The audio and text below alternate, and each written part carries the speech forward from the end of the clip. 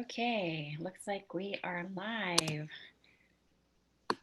So as people jump in,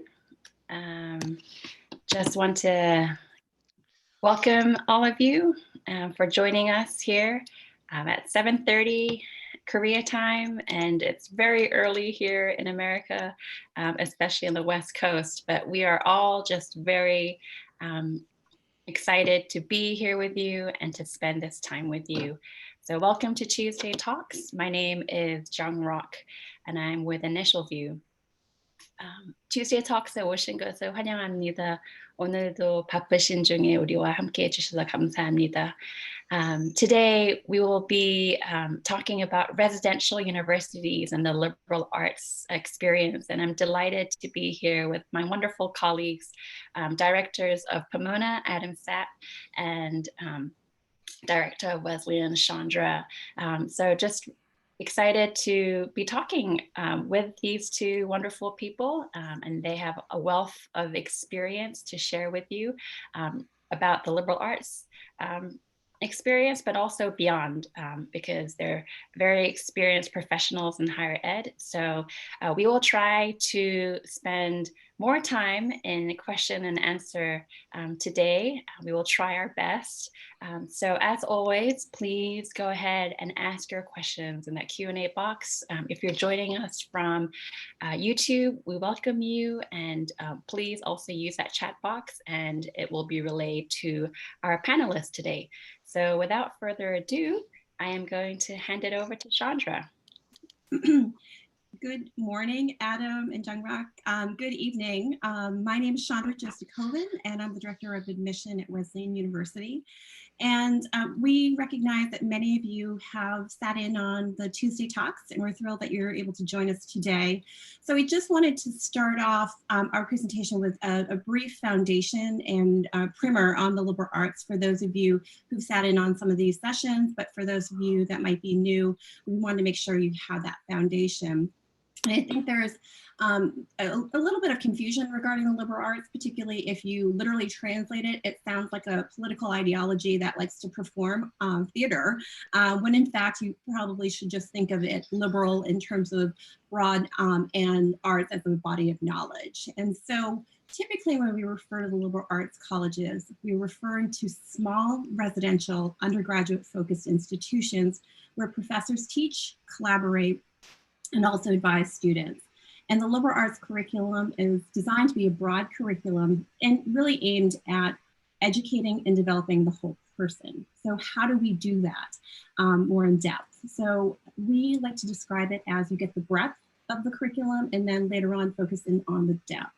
So within the liberal arts, it's not unheard of. In fact, most of our students will come in undecided and then focus in on a particular area with the assistance of faculty, with other students, with staff members, but also the opportunity to explore. We do not see that as a failure, particularly students come in thinking one major and change their minds, but rather the beauty of the liberal arts and what we are set up to support students in terms of changing your mind, exploring, perhaps tweaking your original thought in terms of what you might be majoring or pursuing during your 4 years at our institution.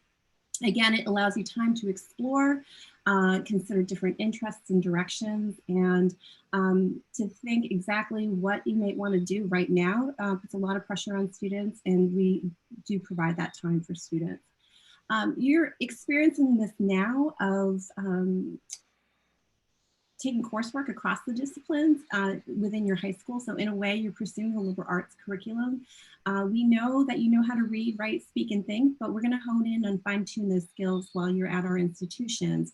And we're going to develop your critical and creative thinking, your ability to analyze information effectively, as well as teaching you to think within and also across the disciplines. And so one piece of advice wherever you go, communication and being able to communicate effectively is so important regardless of which career path you go into, which graduate program you go into, or what major.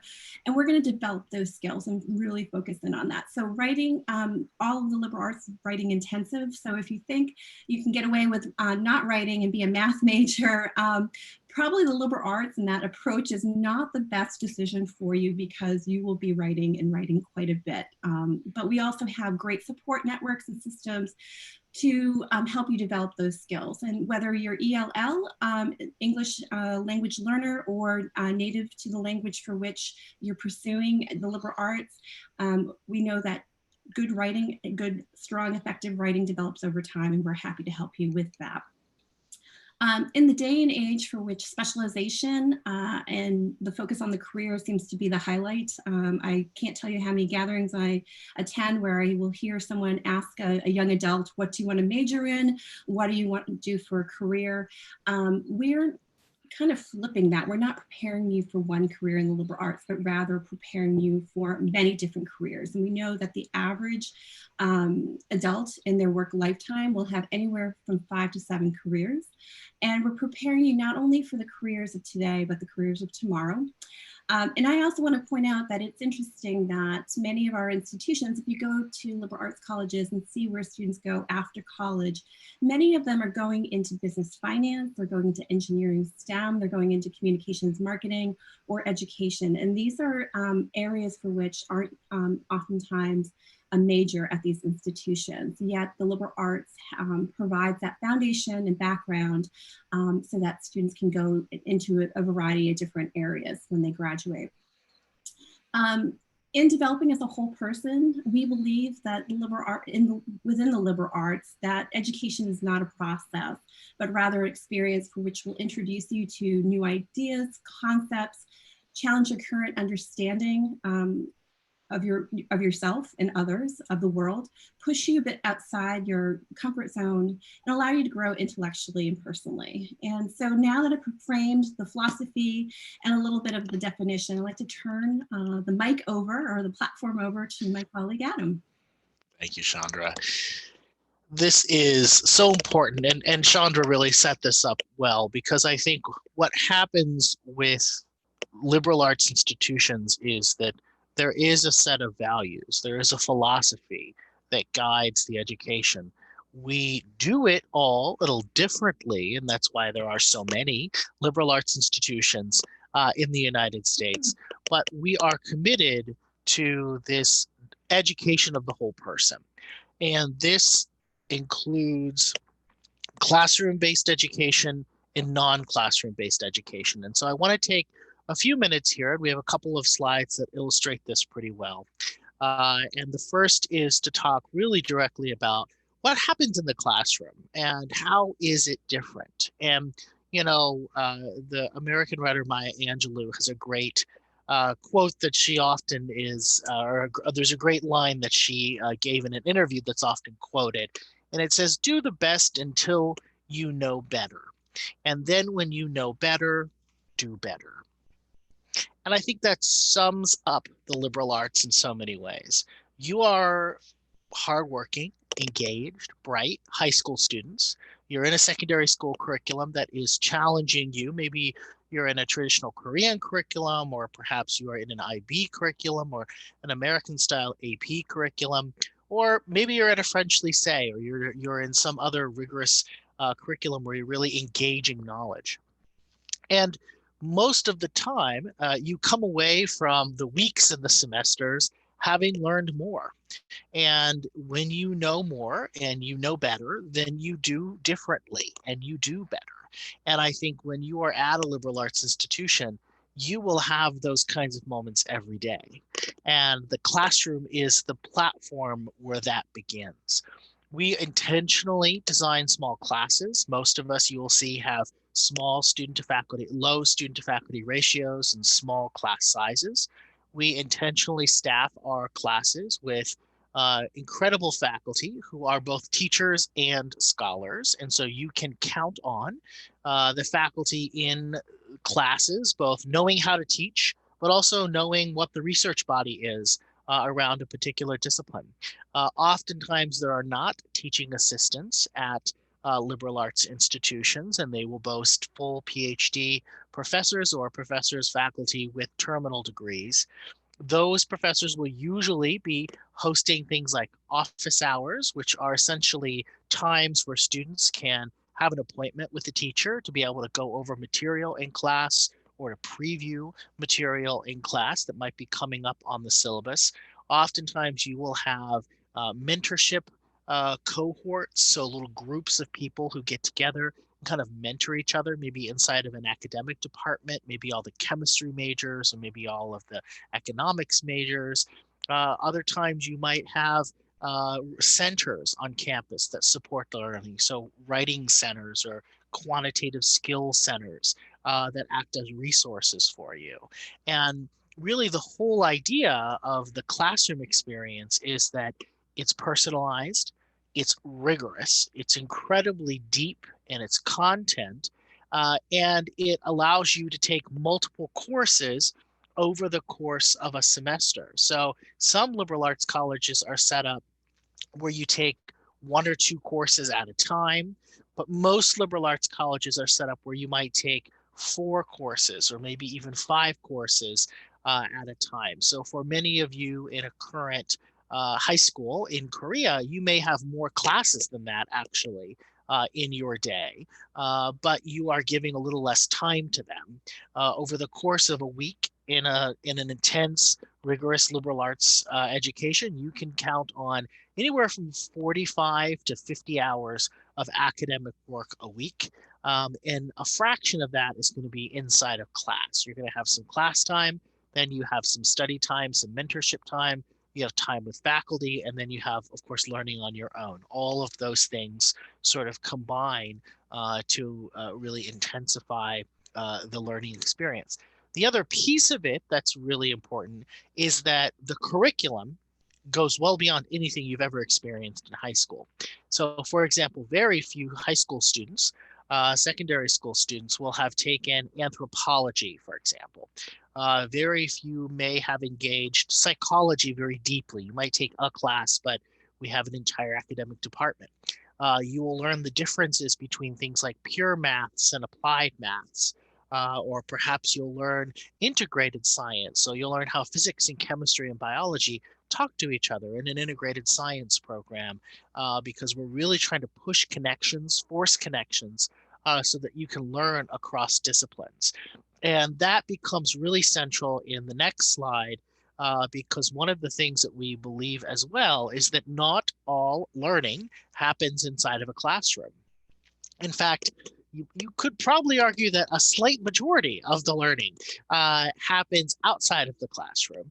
And that is because we are focused, and this is very true of almost all liberal arts institutions in the US, we are focused on a residential education. And what that means essentially is that you live where you learn, and as you move through your 4 years at our institutions, you develop leadership opportunities, you engage scholarship, you engage extracurricular activities, and there's almost an entire parallel track of education that happens outside of the classroom. And so the idea of learning by doing becomes really important.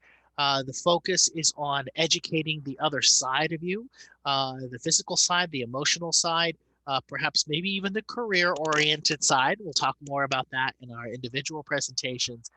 And of course, the idea that you're learning, reflecting, thinking, and learning again, that learning is an iterative process. So outside of the classroom, learning includes things like summer research. So many liberal arts institutions sponsor summer research for students to be able to engage with either on their own or with a faculty member, depending upon the structure of the research program. It includes things like internships. And so many students, particularly international students, will have some requirements on their visa that actually push them to engage in internships and through career exploration and learning. And that's a wonderful opportunity for you to get some hands-on knowledge. So maybe you spend the summer interning at SpaceX, or you spend the summer interning for a bank in New York City learning about investing. Or maybe you spend the summer internationally writing for a newspaper in Peru because you took Spanish and you're now fluent in Spanish in addition to other languages. There's lots of different ways for you to say, I've learned something, I'm a semi-expert, I'm going to go do it so that I can become even more of an expert. And then I can reflect on whether or not that is something I like. So when a student comes into particularly our institutions at a Wesleyan or Pomona, and maybe they spend their sophomore year interning for, let's say, a corporate law firm, and they learn all about corporate law, and they learn about how different companies argue with each other in the legal landscape.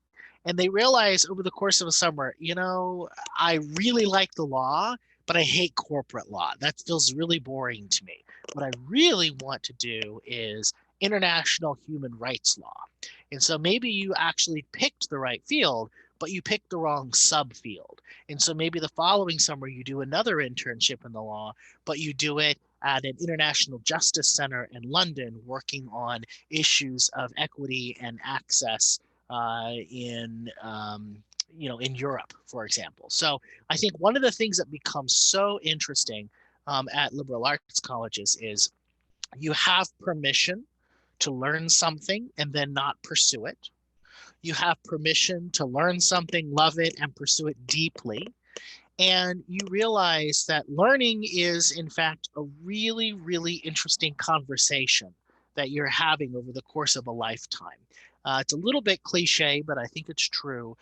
In a good liberal arts experience, you're learning fundamentally. You're learning how to learn so that when you are 30, 40, 50 years old even, the learning doesn't stop. You know how to know something. And that is why you see such incredible success in graduate school, professional school, in terms of outcomes. And that's because we don't just produce people who know how to do something, we produce people who know how to fundamentally think different and do different. And so returning to that Maya Angelou quote of being able to do better with all that they have learned. And so those are the things we think are so powerful. That classroom learning, that non-classroom learning, set in a residential setting, you're learning alongside incredible peers, your students, as well as incredible teaching and research faculty and your teachers. And that is really, I think, what makes liberal arts institutions such powerful platforms to launch you into that next phase beyond graduation. So with this, we would like to turn it to our individual presentations. This is where I'm going to throw the platform back to Chandra, and we'll learn a little bit about Wesleyan. Great, thank you, Adam. So welcome to Wesleyan University. We are located in Middletown, Connecticut. Despite its name, we're actually a small city. In terms of Korean terms, we're probably more of the size of a village. So we probably should be named Middle Village, Connecticut, with regards to Korean perspective, but we are sandwiched in between Boston, 2 hours to south of Boston, and also about 2 hours north east of New York City. We also have a small city of about 50,000. So everything you could possibly need, you can find. Or head off to the ocean to take advantage of the Atlantic Ocean, which is a half an hour away. And if you can't find it in Middletown, there's always Amazon to order it. But in terms of our community itself, we are, as I mentioned before, located in Middletown, but you're not going to see a gate around campus, and that was intentional, so that there's a great deal of fluidity within our community, and that we're not seen as the ivory tower up on the hill, but seen as a great resource for Middletown and vice versa. And that's just very important for our student experience, as well as many of the faculty and staff that live within the community. We were founded in 1831 as a progressive approach to the liberal arts, and we were the first to teach natural sciences, contemporary literature, and modern language. So we can't say we put the sciences in the liberal arts and sciences. We were one of the first to teach the natural sciences. Additionally, we were one of the first to be co-ed, and back in the 1950s and 60s, we were one of the first to actively recruit students that traditionally were not well represented in higher education. And these efforts are evident take a look at our campus community, the diversity of our student body, faculty, and staff highlight this commitment. Though we carry university in our name, we have a little bit of identity crisis there. We're really more of a large liberal arts college with university in a very small university. We have about 200 graduate students because we do offer master's and PhD programs in the sciences, computer science, psychology, and a very well-known ethnomusicology program. But students get to benefit from the best of both worlds. And so for students at Wesleyan, we do, as I mentioned before, have university in our name. So students can take full advantage of the $25 million that we receive for National Science Foundation research. And many of our students, as Adam had mentioned, are engaged in research starting off their first year. And it's many times in fields that they're not necessarily particularly majoring in. So it can be in very disparate areas. Next slide, please. Right. So Wesleyan's a little unique because we're one of 25 institutions that subscribe to what's called an open curriculum. And so we do not have distribution requirements for students. Rather, the graduation requirements are going to be dictated by the major that you declare. Most of our students will, excuse me, most of our students will declare their major at the end of their sophomore year and then start to fulfill the requirements necessary to graduate. And for our students to graduate, they will take anywhere from 10 to 12 courses for that major requirement. It is not unheard of for many of our students to double major, triple major, major, minor, you name it. We offer 45 different majors, 15 minors, 12 concentrations. So there's a great deal of flexibility. And it's not unheard of for students to be majoring, say, in physics and dance, in two very different areas. And students are encouraged to follow their passion and interest and really explore, going back to the heart and the values of a liberal arts curriculum. We also recognize that advising is going to take an important role, and it's a focal point for the student experience at Wesleyan. We have a very intricate structure that includes not only a pre-major advisor, but your major advisor, a peer advisor, and a class dean. So if you have a question, there is a network in place to assist you, but it's not unheard of for students to have many different resources or mentors and peers when they step onto campus and spend their 4 years with us to develop those relationships. And those are going to be critical, particularly later on when seeking employment or applying to graduate professional programs. To complement our open curriculum, we also offer 4 colleges, and we call them colleges. They're really interdisciplinary majors. And the College of Social Studies, East Asian Studies, Integrated Sciences are just a few in the College of Letters. And these are more of, if you think of the open curriculum as kind of the all-you-can-eat buffet, and then the colleges of more of a fixed menu. I always love food analogies, so I always work them into a presentation. But this allows students to pursue a particular interest in an interdisciplinary way. It's a smaller seminar style setting. Yes, you will have the flexibility with the open curriculum, but this is really going to be a set curriculum for students as they're going through, starting at the end of their first year. So students need to decide sooner for part of these programs, but they also have the access to the open curriculum as well. For those interested in engineering, we have the IDEAS minor, which is an interdisciplinary design and engineering applied sciences, but we also offer a 3-2 program with Caltech, Dartmouth, and also Columbia for students who want the best of both worlds of the liberal arts and engineering, and students will pursue that once they're at our institution. Next slide, please. To complement ideas outside, or we believe in ideas and we want to invest in ideas, and ways that students can get involved both in and outside the classroom is taking what they're learning inside the classroom and applying that with various projects, initiatives, and so forth. And we believe in ideas and we support those through extensive funding. Many of our students will receive grants ranging from $5,000 to $10,000 to take an idea and turn it into an actual event or program or project. A couple recent ones was student has developed a network system so that our students can access the train system to get to New York City with a shuttle from campus. We also have the Center for Prison Education with a student who is interested in addressing recidivism. And so that's a permanent part of the Wesleyan landscape, as well as we had a student, actually a couple students as sophomores by the name of Lin-Manuel Miranda and Kiara Hughes, who received funding to write and produce In the Heights on campus. They later collaborated with Tommy Kail, who was a government major, to produce Hamilton. So taking ideas and thinking about them differently, again, kind of going back to what Adam had mentioned earlier. In the application process, we pay particular close attention to how you're spending your time both in and outside the classroom, because we certainly want you to take advantage of our more than 275 different clubs and organizations, and anything from 11 different a cappella groups. And just a point about our visual and performing arts, traditionally at liberal arts institutions, if you want to pursue things formally, certainly by majoring, by taking classes, but you can certainly do that informally as well. And that's a particular highlight of the Wesleyan experience, is that many students are involved in the visual and performing arts, either formally or informally. And it's just a wonderful community to get involved that way and try something new. The residential experience is one that's categorized as a progressive independence. We require all students to live on campus all 4 years. And for international students, you are able to stay during breaks. And so students traditionally start out with the residential halls the first couple of years. They have access to apartments and program houses, junior, sophomore year, and then senior year, you live in a wood frame house. They're all anywhere from a 5 to 10 minute walk to campus.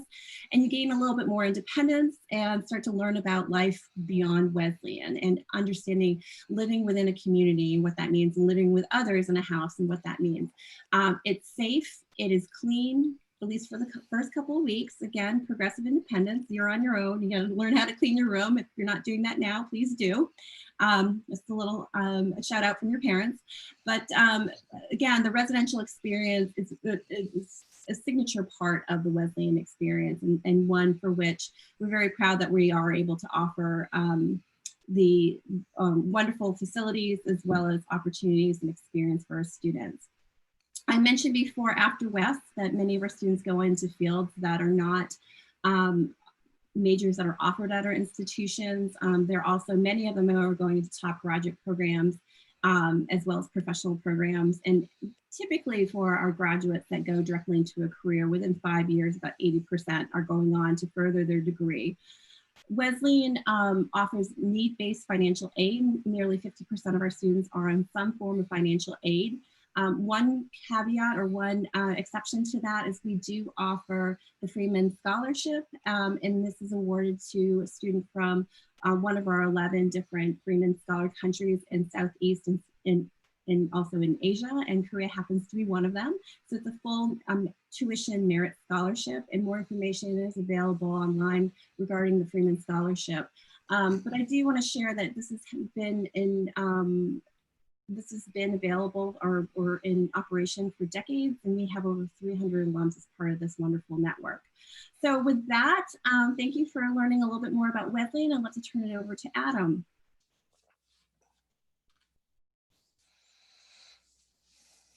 Okay.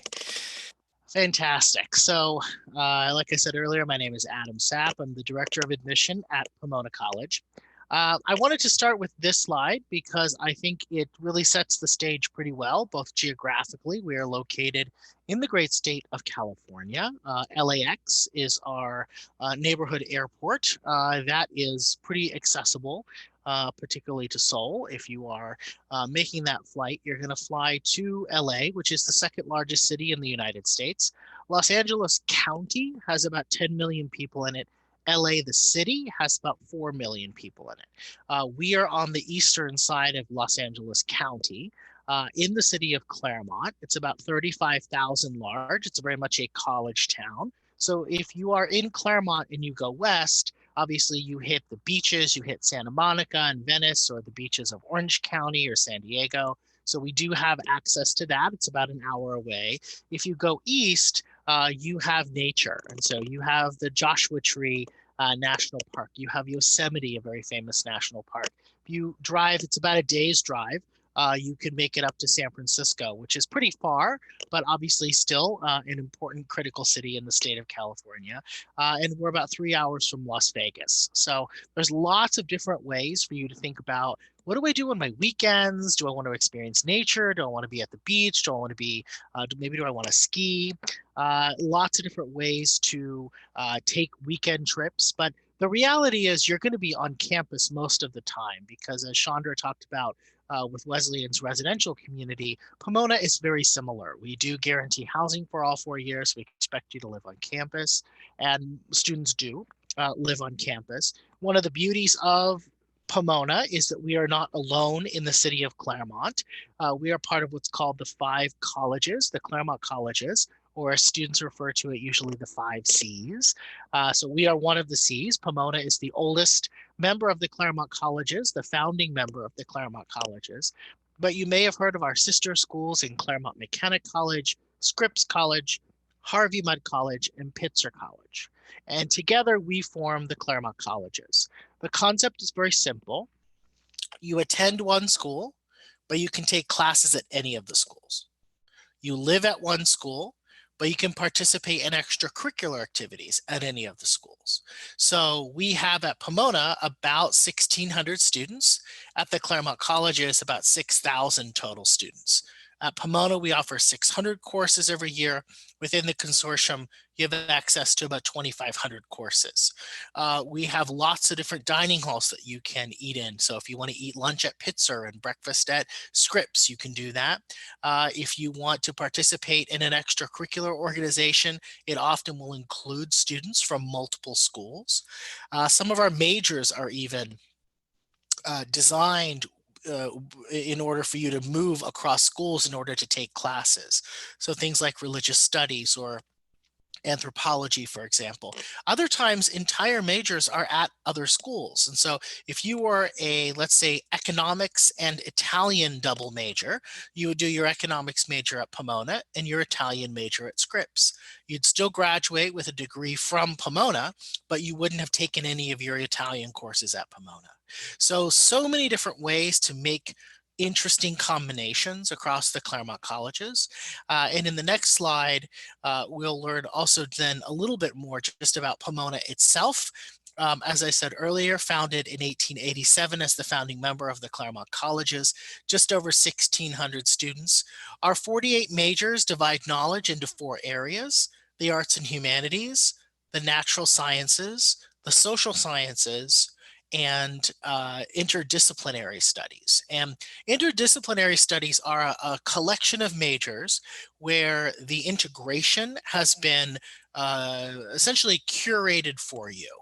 So we've put together some things that we think make a lot of sense. So we have a major called PPE, Politics, Philosophy, and Economics.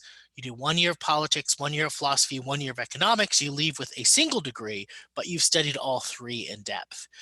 We have another major called environmental analysis. In many schools, environmental science is its own department, but we've taken an environmental science major and we've smashed it together kind of with a math major, and it's a very analytical environmental science major. And then within the EA major, you can do sort of minors, what we call tracks. So you can be an EA major with a biology track or an EA major with an economics track in order to understand, how does my study of environmental science mesh with my interest of economics? There's lots of ways to integrate those 2 things. Or how does my interest in environmental science mesh with sociology? There's lots of ways to integrate those 2 things. So we're constantly thinking inside of our ID majors, we're constantly thinking about that integration of knowledge from different fields. Many students will pursue a single major. It is very common to have a major and a minor at Pomona. A little less common to double major, but you can do it. A significant number of students do. And if you want to double major, you can choose things that are somewhat similar, like economics and math, or maybe you can choose something that feels very different, like computer science and dance. You can do things that are not necessarily aligned at first thought, though I'm sure you can find a connection between CS and dance if you, when you're inside of the fields. Um, a few statistics here that speak for themselves. I think the one that I personally think is probably the most important is the 90% graduation rate. Like so many great liberal arts schools, we are dedicated to getting you with a degree in hand, getting you out in 4 years so that you can go on and pursue other things. That's an exceptionally high 4-year graduation rate. Persistence rates are high, graduation rates are high. It's really an incredible experience. We're very global, 60 countries represented, all 50 US states, an incredibly diverse and intentionally diverse institution in all ways. And then in my final slide, I'll sort of round out here with a little bit more on the actual experience. And so if you're interested in the arts, for example, we have choirs and a cappella groups. We have 2 full orchestras, one at Pomona and one at the Claremont Colleges. We have Balinese Gamelan, which is its own ensemble, in addition to a concert band and a jazz band and lots of chamber groups. And if you are not interested in music, but let's say you're interested in politics, we have a Model United Nations and a debate team and a debate forum on campus. We have different clubs and organizations that deal with writing and journalism, some that are pre-professional, like a pre-med club and pre-law. If you are interested in pre-law advising, for example, there's an academic track, but there's also a social track of students who do mock trial. So lots of ways to combine that outside the classroom, inside the classroom experience and do both. Almost all liberal arts colleges, as I said in my opening, are characterized by low student to faculty ratios and small average class sizes. The number that I'll point out there that I think is interesting is that 80% of faculty live within 5 miles of campus. That's key, because if you want to know, why do the professors have office hours? Like, why do they hold time to talk to you? Or why would they show up to have dinner with you? Or why would they attend your basketball game or your theater performance? Well, one, they're invested in the community, and that's their job. But two, it's a practical reason. They live close by. This is their community too. So when they live in the community, they are interested in being engaged citizens of that community. And so that means a focus on the life of the community, on the life of the college. And so you'll find that the faculty are just as interested and eager to get to know you inside the classroom as they are outside of the classroom. And so much of that has to do with the fact that they're not commuting long distances. They're walking to work, they're biking to work. That's fundamental to that kind of small college experience. And I'll leave you just with one thought, and that is that for many, many people, I think when you look back on a college experience, one of the things that you will most remember is whether or not you had someone or many someones who mentored you. Someone who took you in, gave you good advice, figure out tough questions, help you reflect on issues that were complicated and complex. And at all liberal arts schools, and particularly at Pomona and Wesleyan, we all have systems that encourage and facilitate true mentorship. And at Pomona, you get that from the very beginning. When you're a first year student, you get a sophomore mentor called a sponsor. You also might be joining an academic cohort, which is a mentorship relationship you have that's with someone in an academic department that you are engaged in. You may have a faculty mentor as well in the form of a faculty advisor. You may have a thesis advisor or a senior project advisor. Mentorship and good advising oftentimes go hand in hand, and that's something that we really do quite well. So with that, I'll turn it back to John Rock, and we will move on to our third phase.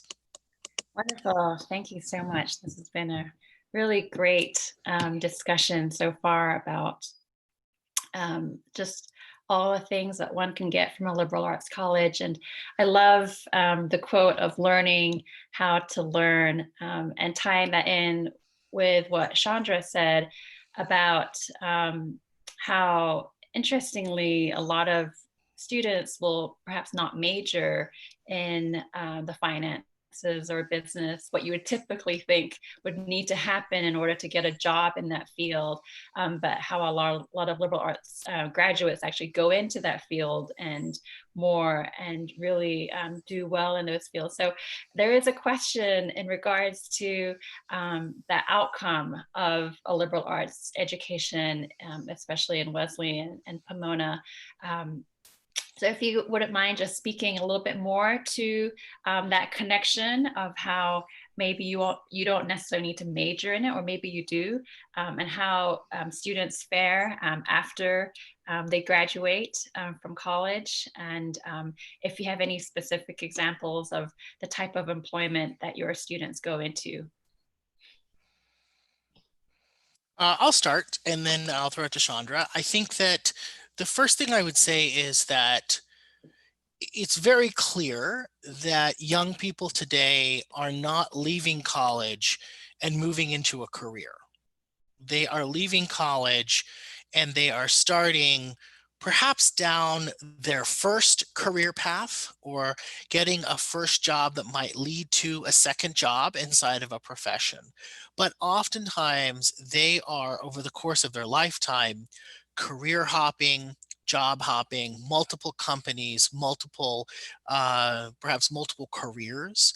And so a student might spend, their first 5 years outside of Wesleyan or Pomona. Maybe they're working a great job in the tech industry, and they're doing that for a while. But then after year 5, they realize they want to go get an MBA and they want to do something totally different, or they want to be an entrepreneur.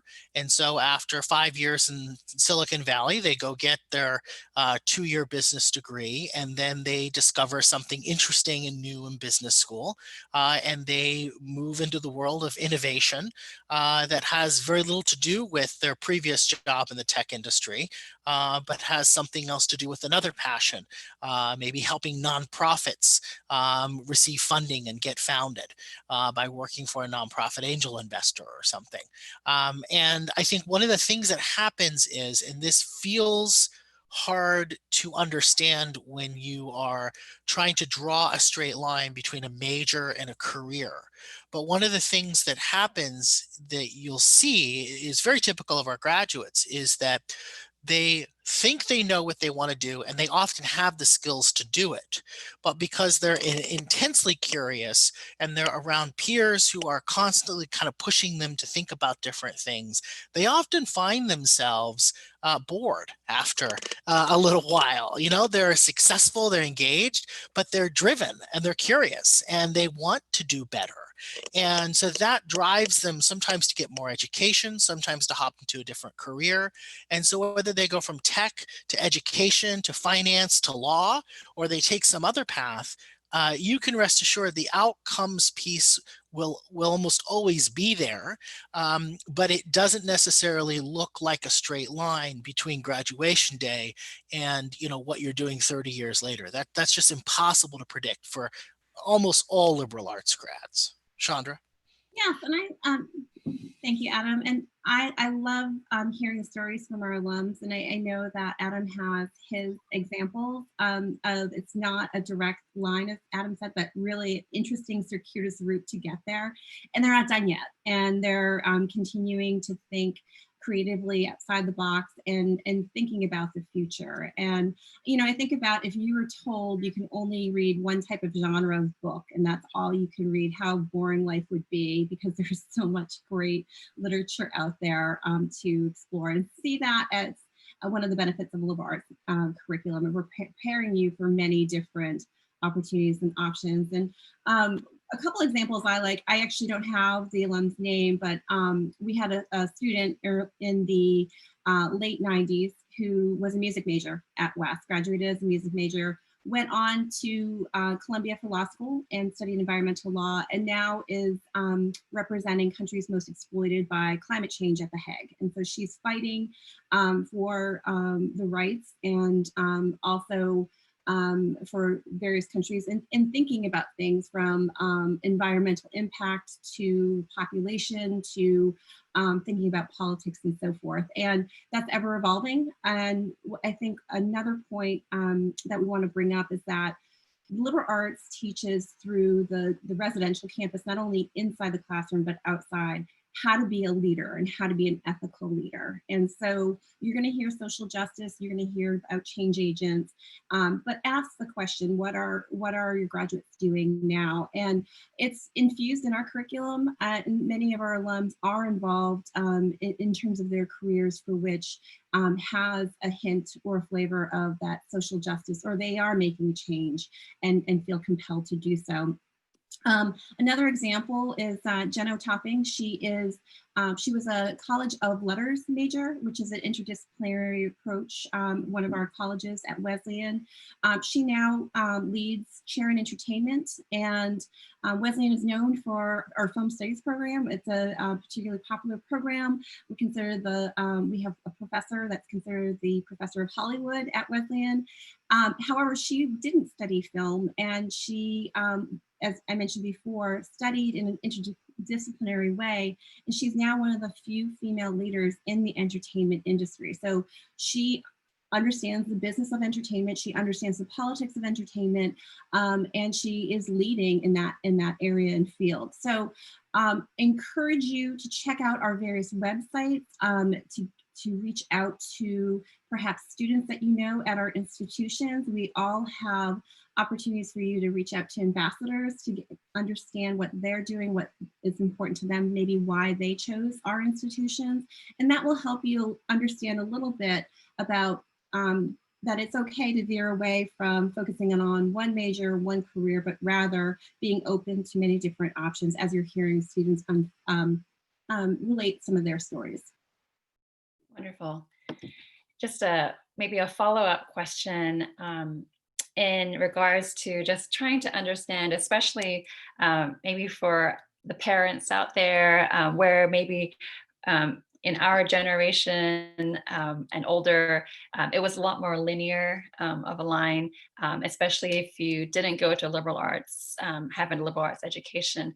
And so if I guess this question is in regards to the conversation we had earlier about not just inside the classroom, but outside the classroom, how that outside classroom, like what you just talked about, the leadership growth, how that and beyond, how does that connect with that after school experience?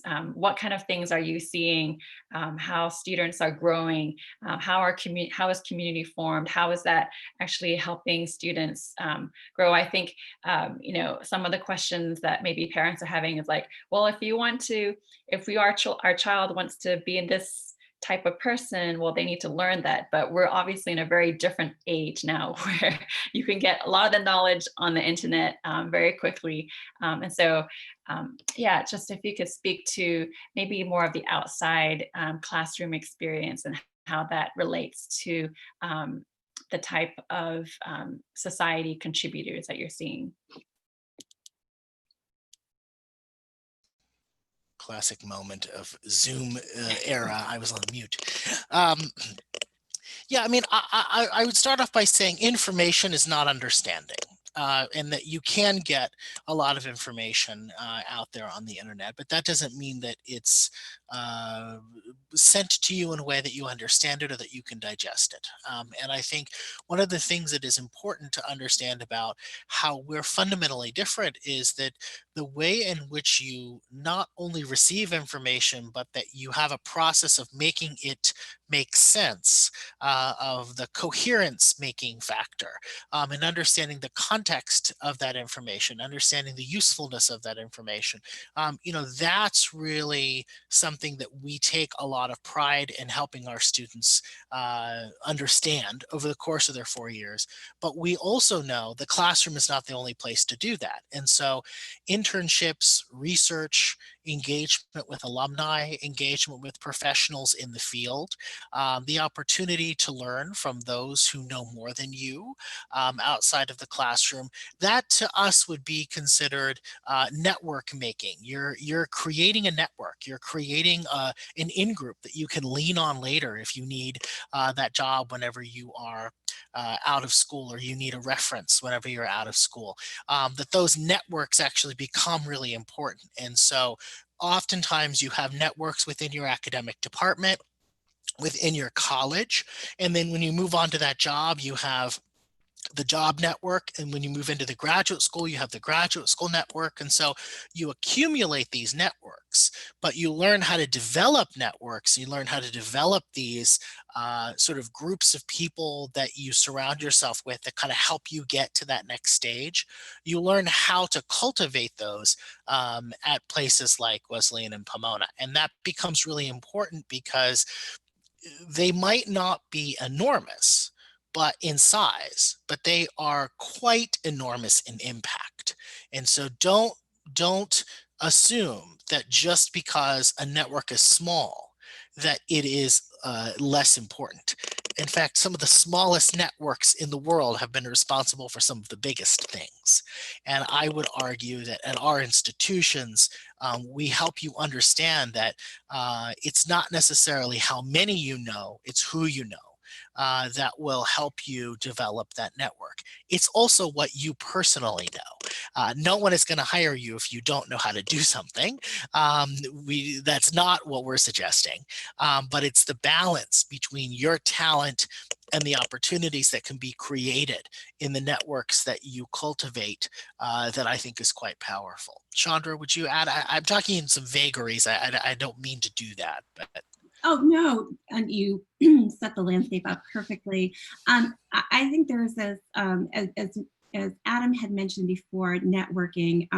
That seems to be taboo to say, oh, I'm networking. That seems to be taboo on our campuses. Yet a lot of that happens very naturally. And our students learn very quickly through our very loyal networks. And I say loyal networks because we talk about when you enter into our institution, you're entering into a family. And for example, through our career services offerings, there are lots of externship opportunities during breaks to try out or a mini internship with an alum in your area or beyond.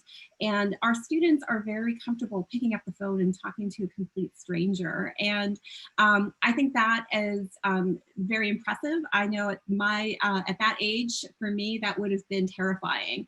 Yet our students have been, I don't want to say trained, but that's part of the curriculum. That's part of the unofficial curriculum you receive as you're meeting with your advisor, as you're talking about your interests, your passions, what you'd like to study, and in conveying that information. They're always thinking about, perhaps I don't have this internship or research opportunity in my laboratory, but I have a colleague that I know of at another institution or abroad for which you can pursue that. And so this is very important. Also, through the clubs and organizations, we have so many examples of individuals meeting one another through a club or organization. And now they work together. Now they have a company together. And now they're doing amazing things. And so this takes initiative. I would say if you're a student, or if you're a parent and your student's the type of student that just wants to be in a large lecture hall and be invisible, our institutions aren't the best environment for that, because we're going to expect engagement in the classroom. We're going to expect you to feel uncomfortable, and that's part of the learning process, to really grapple with ideas that are new to you, theories or concepts that are brand new that completely rock your brain. And you know, that part of that process is being comfortable in the uncomfortable and the unknown, but also understand how do you grow from that. And so once you're experiencing that the second time around, it's not so intimidating. And our students are incredibly articulate. They're well connected again, and they're networking and connecting in many different ways. And they're not necessarily seeing that there isn't a direct pathway here. They're saying, I know that there's a pathway and I'm going to figure out how to get there. Great.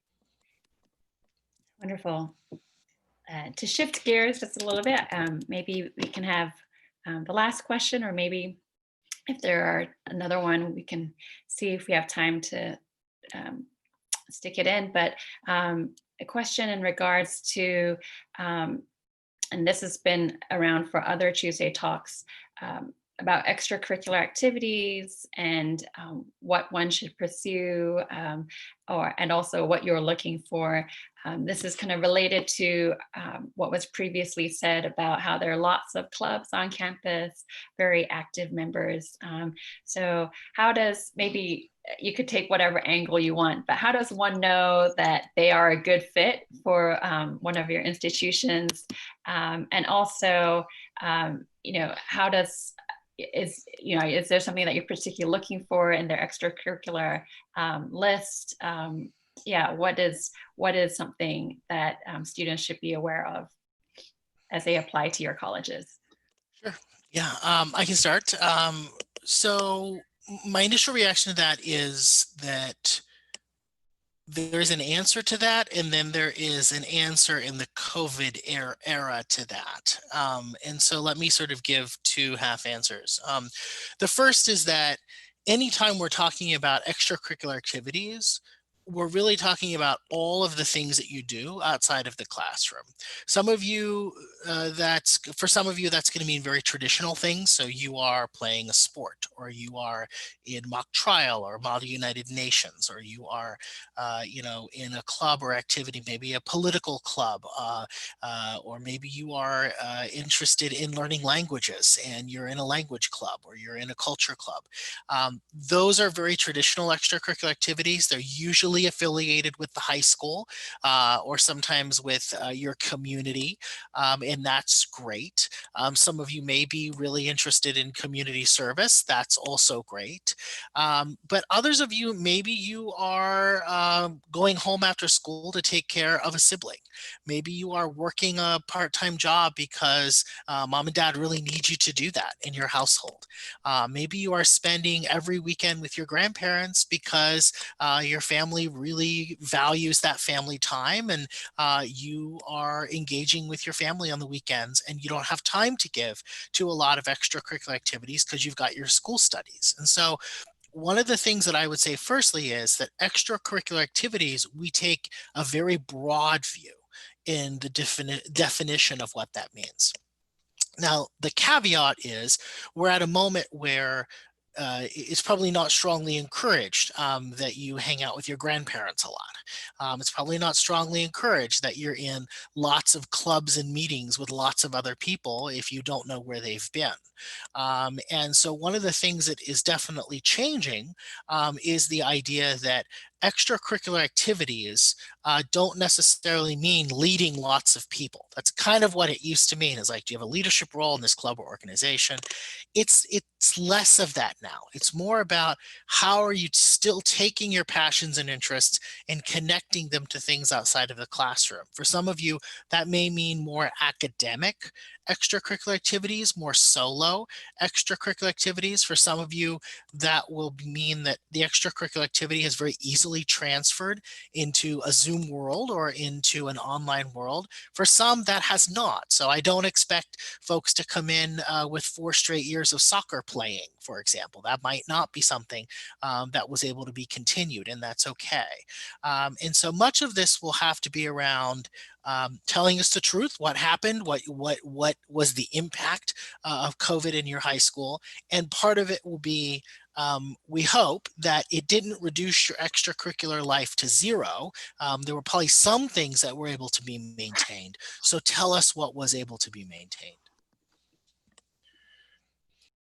I would just quickly add that we hope you find joy, and there's an authentic approach when you're pursuing your activities. And we know that you probably love what you're studying, but it's important to have an outlet so that you can just unwind and do something joyful and learn from that. And as adults, we choose what we do for our free time, if we have free time, but and we do that with purpose and meaning, and not necessarily because there's a set recipe there. And so I think oftentimes what students want to hear is, I want the definitive answer to this particular question. What should I do to do this? And it's not a particular recipe. I can't tell you to add a couple of cups of flour and it's all going to shape into this lovely cake. You get to decide that. And through the letters of recommendation, through your essay, we get to learn more about what's important to you, both in and outside the classroom. But also, I would also recommend, whether it is helping the admission committee understand some of your passions and interests, or perhaps how the impact of COVID impacted you and your family and perhaps your community, if that's something important to you. Many of us have evaluative as well as non-evaluative interviews. So that's another opportunity to convey that information that may not necessarily be conveyed in the application, or there may not necessarily be a place. And that's a great opportunity. Again, not a set recipe or an algorithm in terms of what we're looking for, but as Adam mentioned, we're looking for a wide variety of things, and we like to see the whole person and not just necessarily the student in the classroom, and that's all that we know. If that was the case, we would only require that you submit a transcript and your scores. If for many of our institutions, we've either been test optional or going test optional as a result of COVID. We ask a lot of information from you because we care about that information, and we want to get to know you as an individual, as an academic, and personally. Great. Well, this hour has zoomed by, no pun intended. But this has been just a great informative time. So many thanks to Adam and Chandra for waking up very early in the morning, especially for Adam. We're going to wrap it up here, but I would like to give both of our panelists an opportunity to say any final words to all the students that are listening in and the parents. I know we have many rising seniors and juniors in the mix here, especially enjoying their summer holidays. So any final words as they start to prepare and think about college? Yeah, I'll start. When I read applications from Korea, particularly to Pomona, I think there's a lot of really strong students. There's a lot of doers. There's a lot of leaders. But I think the students who really tend to resonate in committee are the students who are able to communicate through writing their interests and their passions and their sort of hopes for a Pomona education. And so my advice would be write really well. Really spend time on the essay. Really think hard and reflect on what you're saying. Think about how it complements and adds to the rest of the application. I really think of the application not as a kind of collection of individual pages, but as a layered application that builds one thing on another as you turn the virtual page. And I always order it so that the writing is last. And that's because I want to hear your voice before I make a decision. And those students who are able to write well often leave the best impression. And when you are in a highly selective environment where lots of talent and lots of strong academic ability is coming at you, it's a blessing, and it's great to have that. But it also means that standing out doesn't mean lots of fancy scores and grades and tests. It actually means authenticity and humanity and communicating honestly. And that's what I would encourage you to do. And I often find the essays are the best vehicle for that.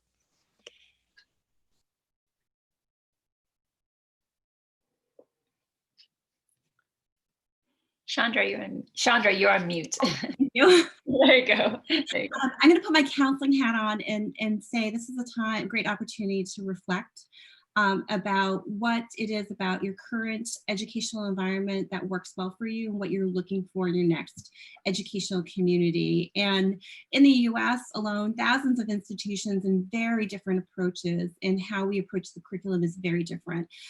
We have two examples here, but there are so many other examples out there. And so thinking about how are you most effective as a learner? Is that focusing on 1 or 2 courses at a time, which seems almost unheard of as a high school student, but there are institutions out there. Is it a core curriculum for which you're taking the same courses as everyone else at that institution, and then you have a common body of knowledge and connection there, but have the ability to expand well beyond that?